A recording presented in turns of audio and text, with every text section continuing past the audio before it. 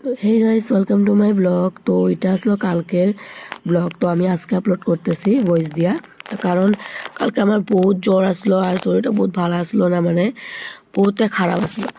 আর আজকে তো অল্প আমার আওয়াজ মানে বার হইতে আসছে, কিন্তু কালকে আমার মুখ থেকে অল্প আওয়াজটা বার হইতেছিল না। পরে সকাল সকাল উঠে আমি চাটা খাইয়া ট্যাবলেট খাইতেছিলাম এখানে। তো বড় বড় ট্যাবলেট দেখতে ডর লাগতেছিল আমার। তারপরে কি হইব, এখন তো খাইতেই লাগবো জ্বর কমাইতে হইলে। তারপরে ঘরেরও কাম একলা শেষ করছি, বোনও যাই গিয়ে স্কুলে। পরে কাম সাম শেষ কইরা ঠাকুর ঠাকুর দিয়ে আয়া আমি ভাত খাইছি, ভাত খাই অল্প টিভি দেখতেছিলাম। তারপরে বাবাই হঠাৎ ডাকছে আমারে, কয়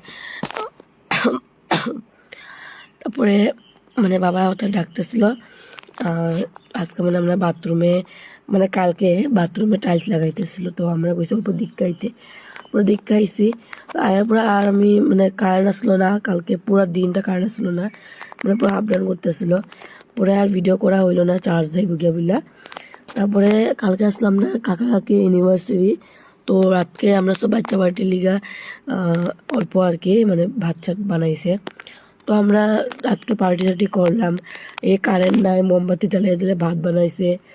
পরে মানে কে কোনখানে আছে ডরাইয়া।